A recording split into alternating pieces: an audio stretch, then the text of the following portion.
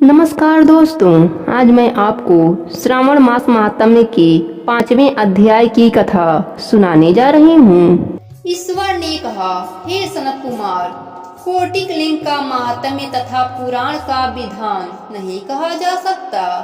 जब एक लिंग महात्म्य की कथा कहना असंभव है तो कोटिक लिंगों के महात्म्य को कौन कह सकता है। इस महीने में एक लिंग के बनाने से भी जीव मेरे पास निवास करता है। भक्ति द्वारा मन कामदेव के शत्रु भगवान श्री शंकर का ओम नमः शिवाय मंत्र के सहित अर्चन करें, ग्रह यज्ञ कर उद्यापन करें, हवन तथा ब्राह्मण भोजन करावें। इस तरह व्रत को करने से असमय में मृत्यु नहीं होती। इस मास का व्रत के सहित लिंगार्चन बंधत्व को हरण कर संपूर्ण आपत्ति को दूर करता है, सब ऐश्वर्य की वृद्धि करने वाला होता है।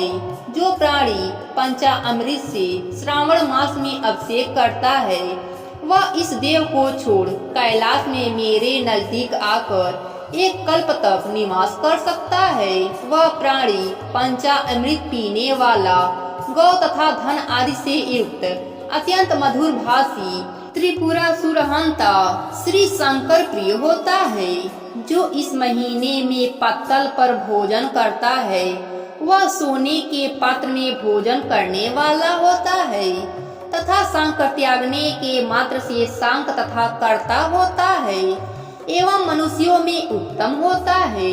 जो भूमि पर ही शयन करता है वह कैलाश में निवास करता है।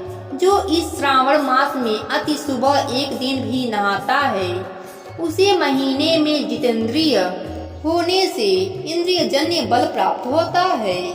इस महीने में स्फटिक मणि, पाषाण, मिट्टी तथा मतक मणि निर्मित शिवलिंग में या स्वयं उत्पन्न या बनाए हुए या पियान निर्मित या पीतल आदि चंदन, मक्खन या किसी निर्मित शिवलिंग में एक बार अर्चन करने मात्र से 100 ब्रह्म हत्या भस्म हो जाता है। सूर्य ग्रहण, चंद्र ग्रहण या अन्य किसी सिद्धि क्षेत्र में लक्ष्य जप करने से जो सिद्धि मिलता है वह इस मास में एक बार जप करने से मिल सकती है।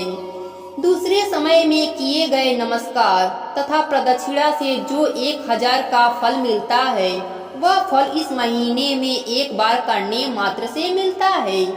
मुझे प्रिय श्रावण महीने में वेद पारायण करने से सब वेद मंत्रों की अच्छी तरह सिद्धि हो सकती है। इस महीने में बिना पुरुष सूक्त पाठ के एक दिन भी न बितावे। जो इसका अर्थवाद मात्र करते हैं वह प्राणी नरक को जाते हैं। समिधा, चरु, तिल और घी से ग्रह यज्ञ करें। धूप, गंध, पुष्प, नैवेद्य आदि के भेद द्वारा अर्चन करें। शंकर के रूपों का यथोचित ध्यान कर शक्ति द्वारा कोटि होम, लक्ष होम या अयुक्त हवन करें।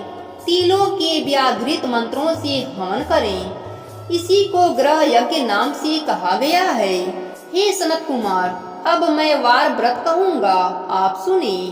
हे अनध, सबसे पहले रविवार व्रत को कहूँगा।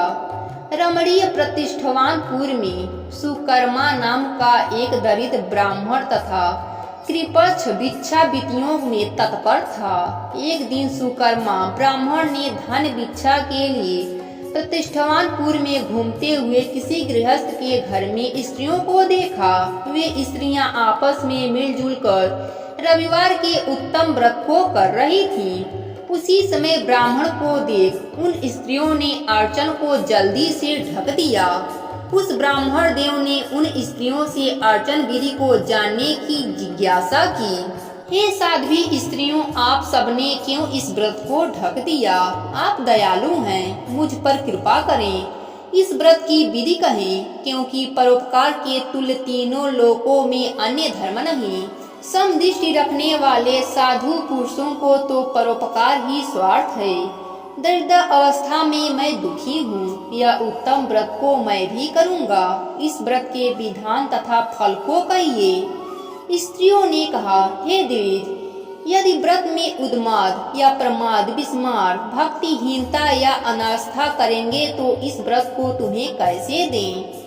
उनकी ऐसी बाणी को सुनकर उत्तम ब्राह्मण ने कहा, हे स्त्रियों, मैं ज्ञानी तथा भक्ति उत्तम व्रत को करने वाला हूँ।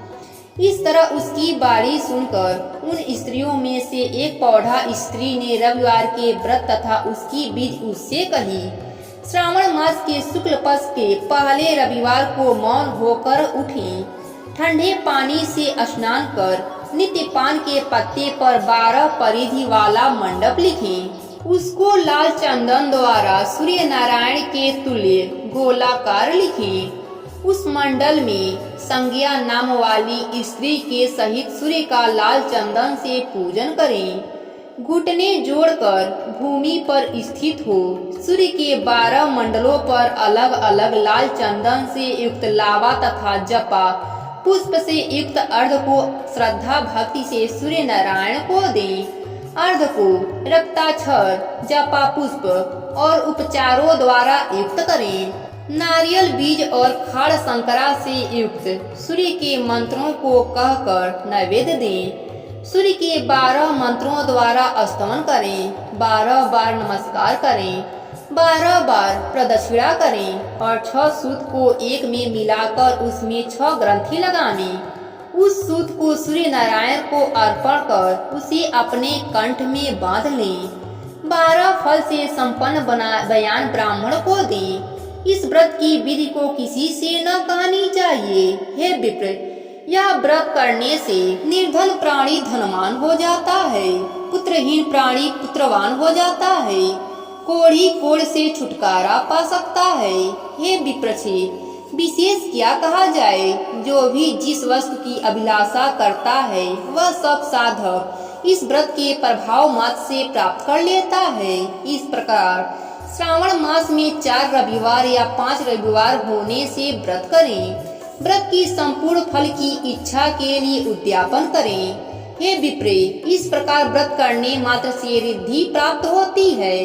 वह ब्राह्मण उन साध्वी स्त्रियों को नमस्कार कर अपने घर चला आया।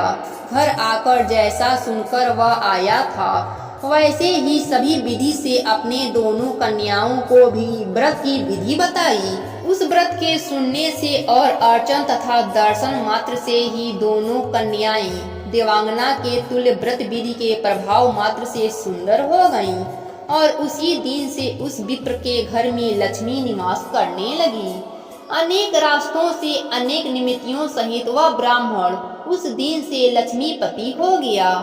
किसी राजा ने उस ब्राह्मणी के घर के समीप रास्ते से होकर निकलते हुए अति उत्तम उन दोनों कन्याओं को बरामदे या खिड़की पर बैठे देखा। दोनों कन्याएं अपने देह के अवयवों से त्रैलोक्य से संपूर्ण उत्तम चीजों को और कमल और चंद्रमा को भी अपमानित करती थी। उन बालिकाओं को देखकर राजा ने मोहित होकर क्षण भर वहां पर स्थित हो गया। राजा ने ब्राह्मण को बुलाकर उन दोनों बालिकाओं के लिए याचना की। ब्राह्मण ने भी प्रशंसा से दोनों बालिकाओं को राजा को दे दिया। वे दोनों बालिकाएं राजा को स्वामित्व के रूप में प्राप्त कर प्रसन्न होकर गईं। प्रसन्नचित हो बालिकाएं इस व्रत को कर पुत्र पौत्राद्र से युक्त हुई। हे मुनि, बड़े अभ्युदय को करने वाले इस व्रत को आपसे कहा। प्रेम से बोलिए शिव भगवान की जय हो।